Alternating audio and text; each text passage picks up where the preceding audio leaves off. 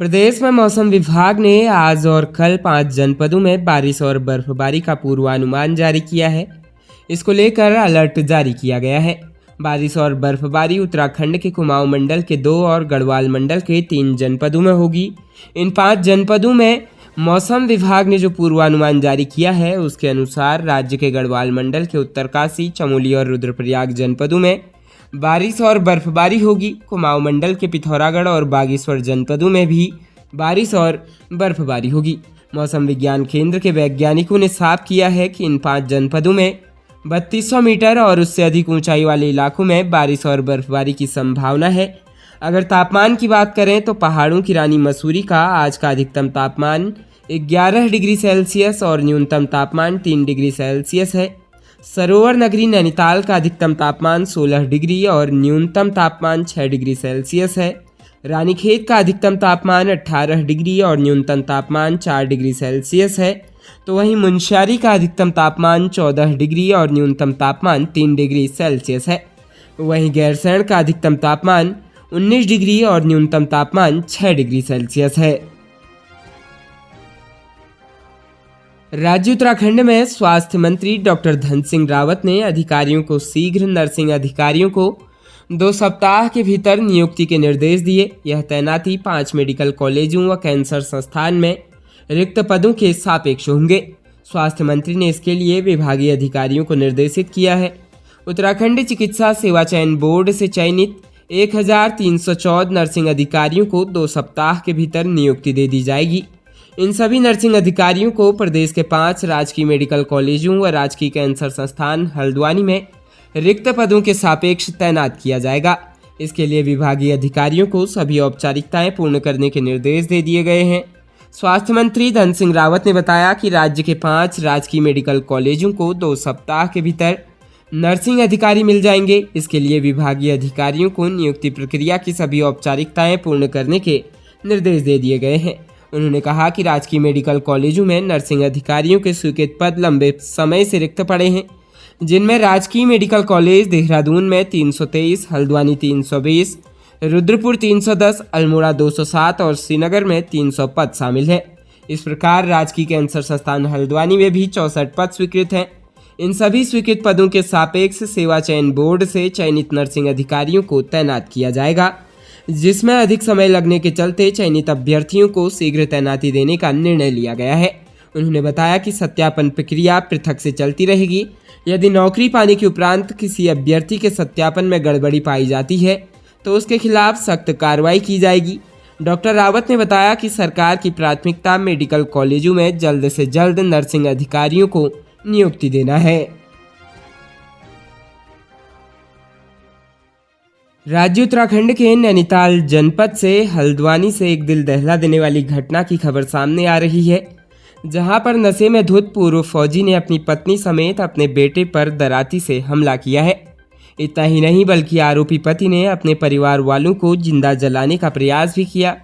इस घटना को अंजाम देने के बाद फौजी मौके पर फरार हो गया। वहीं महिला ने इस पूरी घटना की जानकारी पुलिस प्रशासन को देते हुए आरोपी पति के खिलाफ मुकदमा दर्ज करवाया है, जिसके चलते आरोपी पति की तलाश जारी है। इस घटना के बाद से पूरे क्षेत्र में दहशत बनी हुई है। अभी तक मिली जानकारी के अनुसार नैनीताल जनपद के हल्द्वानी शहर के बुखारी क्षेत्र के नवाड सैलानी फतेहपुर मुखानी का निवासी पूर्व फौजी अपनी पत्नी व 3 बच्चों के साथ रहता है और शराब का सेवन करता है। दरअसल पूर्व फौजी का प्लॉट उसकी पत्नी के नाम पर है, जिसे वो अपने नाम पर दर्ज करवाना चाहता था, लेकिन उसकी पत्नी उसकी बुरी आदतों के चलते बार बार इस चीज़ से इनकार कर रही थी और अपना प्लॉट उसके नाम नहीं करना चाहती थी। वहीं बीते 23 फरवरी की रात महिला घर पर साफ सफाई कर रही थी। तभी इस बीच उसका पति नशे की हालत में घर पहुंचा और उसने सीधा हाथ में दराती लेकर महिला के सिर पर हमला कर दिया, जिससे वो बुरी तरह से लहूलुहान हो गई। इतना ही नहीं बल्कि इस दौरान महिला का बेटा उसे बचाने के लिए दौड़ा तो महिला के पति ने उस पर भी दराती से कई वार किए, जिसके कारण बच्चे की अंगुलियां कट गई और दोनों बुरी तरह तड़पने लगे। लेकिन नशे में धुत फौजी इतने में शांत नहीं हुआ और इसके बाद उसने गैस सिलेंडर खोलकर पूरे परिवार को जिंदा जलाने की कोशिश की। इस दौरान पत्नी और बच्चों ने किसी तरह घर से भागकर अपनी जान बचाई। यह सब हंगामा देखकर आसपास के लोग उनके घर पर इकट्ठा हो गए, जिन्हें देखकर आरोपी मौके पर फरार हो गया। इस घटना की जानकारी महिला ने पुलिस प्रशासन को दी, जिसकी तहरीर के आधार पर पुलिस प्रशासन ने आरोपी पति के खिलाफ जान लेने के प्रयास समेत अन्य धाराओं में मुकदमा दर्ज कर लिया है।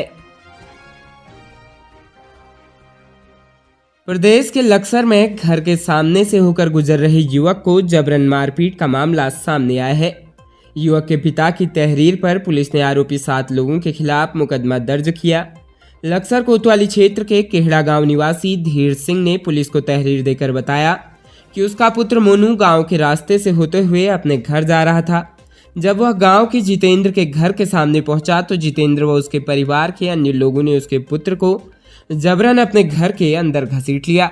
आरोप है कि आरोपियों द्वारा उस पर जानलेवा हमला कर उसे बुरी तरह मारपीट कर सड़क पर फेंक दिया गया।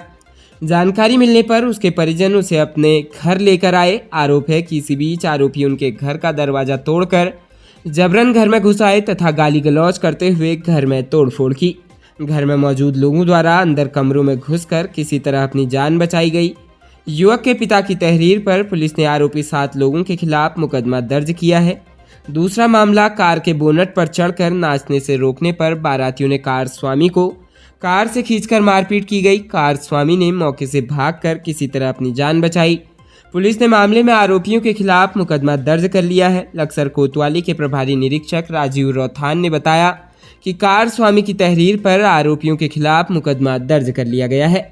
मामले की जांच की जा रही है। जांच उपरांत अग्रिम कार्रवाई अमल में लाई जाएगी। वहीं एक और मामले में लक्सर में बीमार व्यक्ति की सेविंग करने के बहाने बुलाकर सैलून संचालक के साथ कुछ लोगों द्वारा जमकर मारपीट की गई, जिससे वह गंभीर रूप से घायल हो गया, जिसे उपचार के लिए अस्पताल में भर्ती कराया गया है। पुलिस मुकदमा दर्ज कर मामले की जांच कर रही है। उत्तराखंड लोकायुक्त के गठन का पिछले 12 वर्षों से इंतजार कर रहा है। हैरानी की बात यह है कि इतने लंबे वक्त के बाद भी अब तक लोकायुक्त गठन की बात लोकायुक्त चयन समिति पर ही अटकी हुई है। पिछले दिनों मुख्यमंत्री पुष्कर सिंह धामी ने लोकायुक्त समिति की बैठक ली।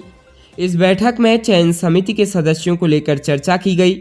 बताया जा रहा है कि अब अगली बैठक मार्च में की जाएगी, जिसमें अधिकारियों का चयन समिति के सदस्यों के लिए पैनल तैयार किया जाएगा। दरअसल राज्य में लोकायुक्त पद के लिए योग्यता का निर्धारण होना है, साथ ही सर्च कमेटी भी तय की जानी है। दिल्ली में अन्ना आंदोलन के बाद देश में लोकपाल गठन का मामला राष्ट्रीय स्तर पर छाया रहा। यह वह समय था जब देश में भ्रष्टाचार के खिलाफ एक माहौल सा तैयार हो गया था। केंद्र में यूपीए सरकार पर हजारों करोड़ के भ्रष्टाचार का आरोप लग रहा था और समाजसेवी अन्ना हजारे के नेतृत्व में हजारों लोग सड़कों पर उतर आए थे। दरअसल भ्रष्टाचार के खिलाफ शुरू हुई यह लड़ाई देश में लोकपाल और राज्यों में लोकायुक्त गठन की मांग पर आ गई थी। केंद्र सरकार ने लोकपाल और लोकायुक्त अधिनियम 2013 पास किया था। इसके बाद राज्यों के स्तर पर भी लोकायुक्त के गठन की प्रक्रिया शुरू की जानी थी। उत्तराखंड में सशक्त लोकायुक्त के लिए पहली बार खंडूरी सरकार में प्रयास शुरू हुए। उत्तराखंड में वैसे साल 2002 में पहली निर्वाचित सरकार के दौरान लोकायुक्त का गठन कर दिया गया था, लेकिन इसे कमजोर लोकायुक्त माना गया। उत्तराखंड में वर्ष 2002 से 2012 तक 2 लोकायुक्त ने जिम्मेदारी भी संभाली, लेकिन इसके बाद मजबूत लोकायुक्त लाने का प्रयास हुआ, जो पिछले 12 वर्षों में पूर्ण नहीं हो पाया।